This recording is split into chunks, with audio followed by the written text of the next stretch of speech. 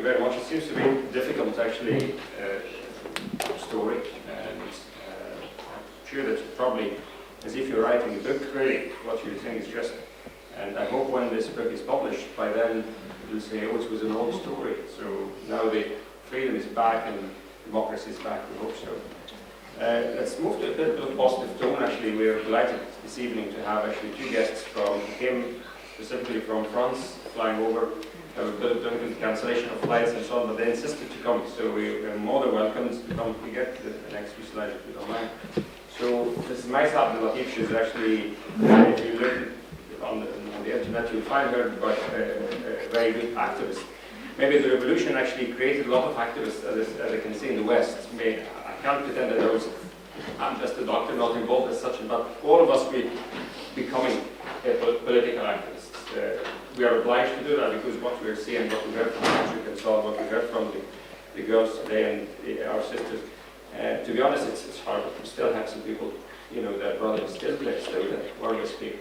So maybe not a positive tone, as you can see me on the side here, the Egyptians abroad for democracy worldwide. So that's what we maybe try to, for Mrs. Maissa Abdelatif, after she introduced herself to us, to give us a bit of insight what's happening in terms of the positive tone, if you like, how the Egyptians all over the world, and free people, not only Egyptians, but people started to get together to try to face those horrible sort of human rights violations.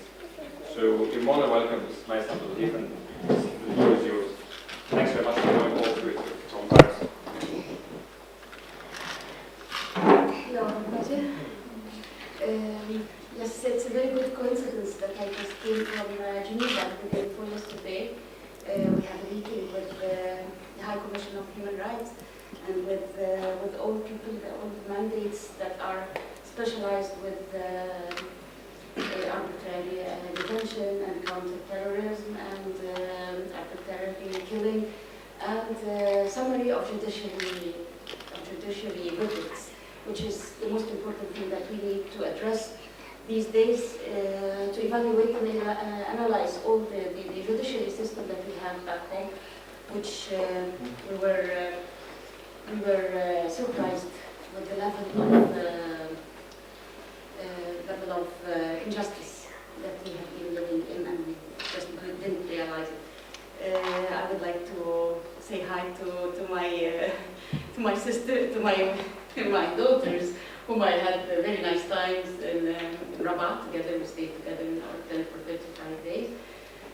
Actually, we had plans to stay until Dr. Morsi comes back in power. We had promised each other that we were going to stay. We would never leave until we get him back to office.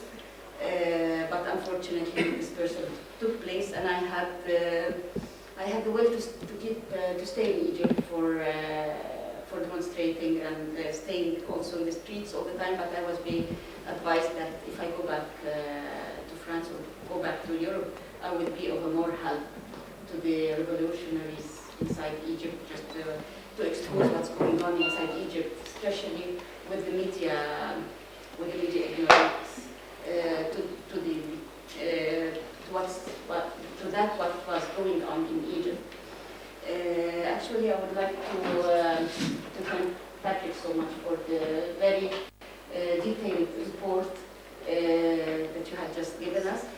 Actually, in the very early days in Rabat, we had a very depressing report from Amnesty International, which was not based on what they had seen inside Rabat. They had taken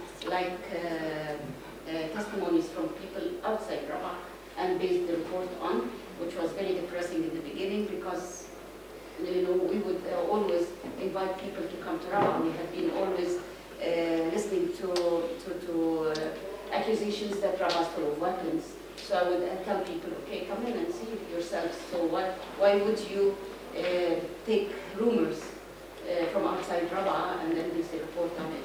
So thank you so much for being more objective now and bringing the truth. Actually, the truth is not being. We will not be able to hide the truth anymore.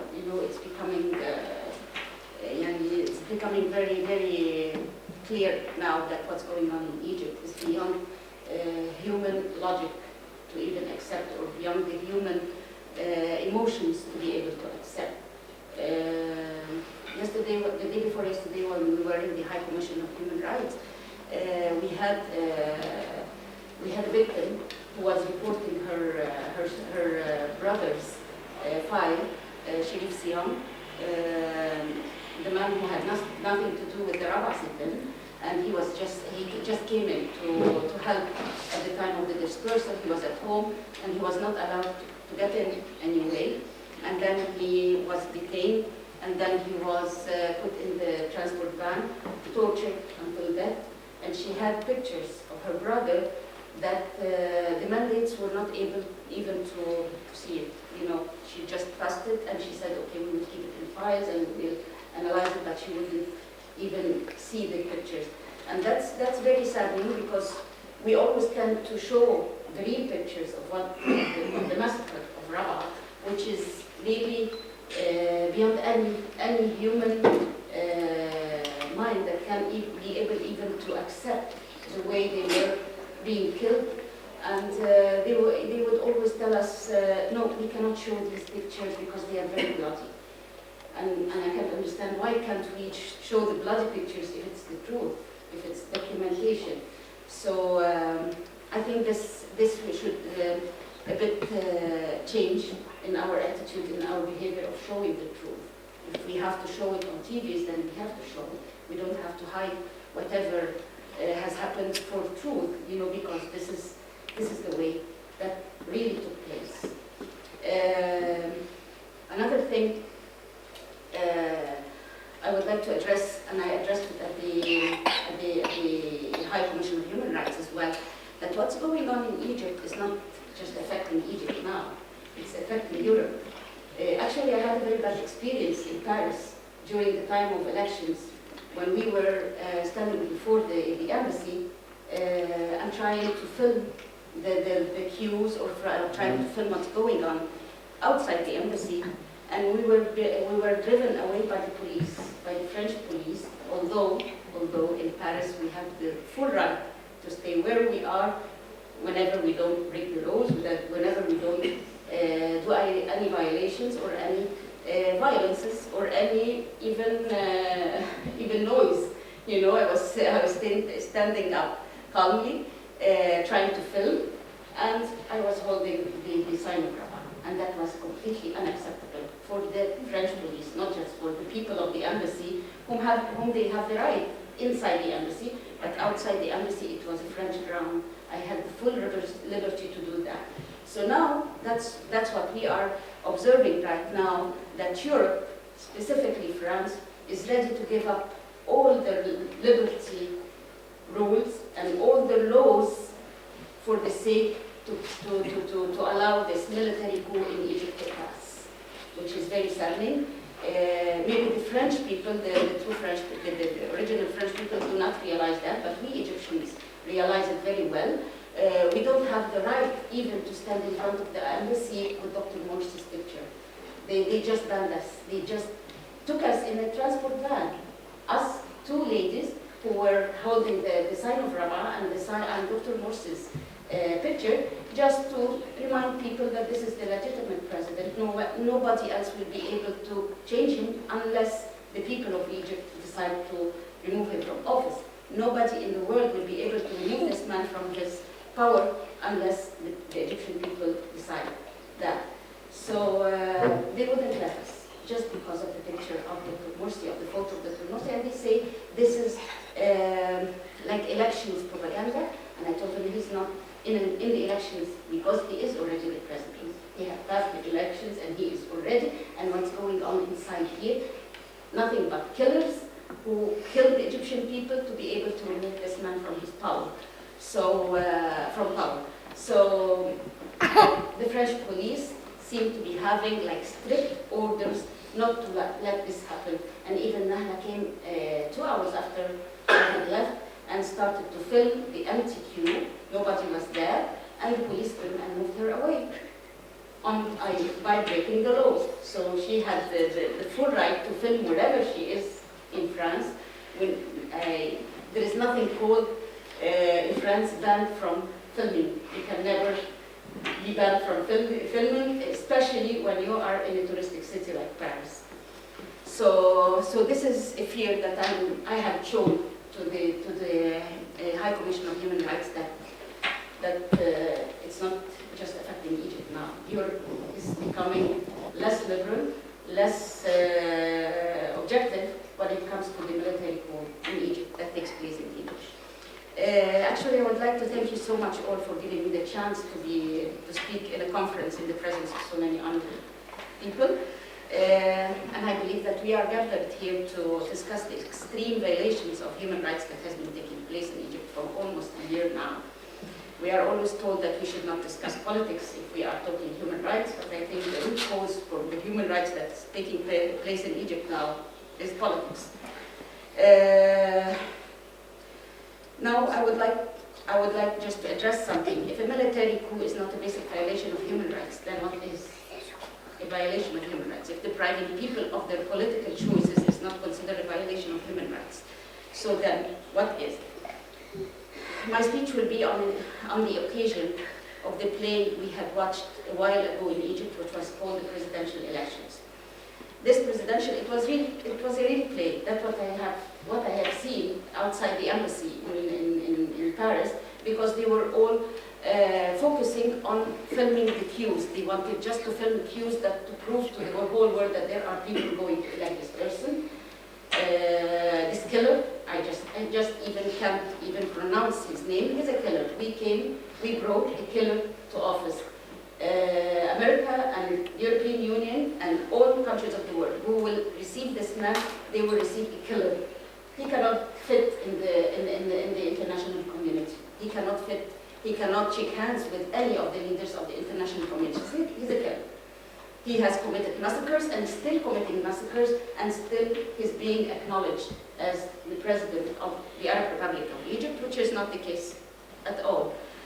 The coup government in Egypt has called for presidential elections, whereas there is an elected president already existing, but he is unlawfully detained. We don't know how can the international community accept that case or accept that condition. People ask what's the solution for the absolute and continuous violations of human rights that take place in Egypt since almost a year ago. I say the solution is Dr. Mohamed Morsi, is the return of Dr. Mohamed Morsi, is the return of the legitimate president. He is the legitimate president of the Arab Republic of Egypt. He is the first elected president in the history of Egypt. In other words, he is the Barack Obama of Egypt, he is the Francois Hollande of Egypt, he is the David Cameron of Egypt. He is the elected president by the people of Egypt. So let's ask ourselves, and all other honorable people of America, France, and England, and all countries of the world, where is Barack Obama, and where is Francois Hollande, and where is David Cameron, and where is Dr. Mohamed Morsi? The answer would be as follows. Barack Obama is in the White House in Washington, D.C., doing his job. Francois Hollande is in the Élysée Palace doing his job in Paris. David Cameron is 10 Downing Street doing his job as the elected Prime Minister of England. But here comes the critical question. Where is Dr. Mohamed Morsi? Where is he now? The root cause of the problem, the root cause of the extreme violations that we are seeing now in Egypt. We don't know. Our president was doing his job in the presidential palace, and all at once he disappeared with most of his assistants and counselors. According to human rights organizations, the descriptive term to what happened to Dr. Morsi was arbitrary disappearance. In other words, this is called kidnapping. And by whom? By the general commander of the army, who was also the minister of defense in the government that was working for the kidnapped president. The army general commander who presented the oath of God to the president that he would abide with the constitution and the rule of law in front of the boss, in front of his boss, and who is this boss? Is the president of Egypt. Isn't that called violation of a whole nation's human rights? And how about the Republican guards who got their orders directly from the president? They did not listen to their boss's orders and violated their job description by protecting the life of the president of Egypt. They also cheated on the people of Egypt, who trusted them for protecting the president and who pay their salaries from their own tax dues. What's the excuse and what's the reason? Yes, they claim that millions of people came down the streets and stayed in Tahrir Square for 6 hours, dancing and singing, calling for the removal of the president of office, while wiping away the choice of many other millions who chose this man and still getting killed, tortured, detained for no reason but for defending their choice. Since the 3rd of July, which was the date when General Commander kidnapped our elected president, since then, the people's security forces, whether police or army, have been killing, injuring, detaining demonstrators in the streets who demand nothing but the return of legitimacy and the outcomes of 5 consecutive elections. Almost a year has passed and people are peacefully demonstrating in the streets on a daily basis after the dispersal of the famous Rabaa and Nahda, sit-ins through one of the worst massacres in the history of humanity, where thousands were killed in few hours. Actually, the number of 600 being killed in Rabaa, this comes from the National Human Rights Council of Egypt, which was assigned by the killer. So the 600 is not a true figure. Actually, the documented figures until now are around 2,000 people, and still they are documenting more because there are so many disappearances as well. Thousands of disappeared people who had been buried there inside. Statistics, the people of Egypt are not giving in to the fact that our elected president is not there anymore. Statistics show scary numbers of fatalities and injuries, even more terrifying numbers of detainees with no charges or fair trials. We have a very good example of Ibrahim Halawa and Muhammad Sultan, who has been detained with no even trial. All those crimes are taking place under the excuse of violating the law. Those people are getting detained by the excuse of breaking the law. What law? What law are we talking about when the Constitution is suspended against the will of the majority of the people who voted for this Constitution? What law that discriminates against the will of majority in favor of the minority? What law gives the army general commander the right to erase people's democratic choices and use the country's own arms against the people who refuse the rule of the army? Let me say something here that was very interesting the day before yesterday in the High Commission of Human Rights. We had Abdul Tiri, who was an ex-parliament member. He just asked the lady there, he told her, who is the terrorist? Who is the terrorist? What do you mean by terrorist? The terrorist is the person who uses force or weapons to gain political benefits. So what did Abdel Fattah al-Sisi do? He used arms, and he used his unowned arms, not his arms, and to wipe away an elected president and to stay in his place. So he is the real terrorist. So I told her, so how can we get now our rights if the president, because she says we need the approval of the president to be able to send the mandates to Egypt. So I told her, if the president himself is the terrorist, so how can we get the mandates to come and observe and investigate everything inside Egypt? This man who ruled Egypt for only 1 year was taken out of office by the force of military and not the force of ballot boxes. This man was about to work wonders for Egypt with regard to providing the poor people of Egypt their basic needs of food. All achievements on economic levels are proven by numbers, but there is no space for mentioning them in details now. This man was a unique ruler of his time. This man never tended to conspire against his political opponents or opposition, or else he would have never been kidnapped by the people who could not and will not survive with fair democracy that may deprive them from their monetary unlawful interests. Well, and these are the generals, the businessmen generals of the army that we have right now in Egypt. This man is rarely found in history and will never be found easily. This man may sacrifice his life along with his family to assess the meaning of the newly born democracy in Egypt for the generations to come. I would call for all human rights organizations to work on the freedom of this man. This is the core of the problem. This is, yeah, okay. So, and I would call all the human rights organizations to work on the freedom of this man who is accused of nothing but working on improving the living standards of the poor majority of people against the greed and the wealth of the minority. I would call on all human rights organizations to really point out at the real terrorist for the sake of the victim. I would call on them to distinguish between the true and false democracy and ballot boxes are true military coup and are true and military coup is the false.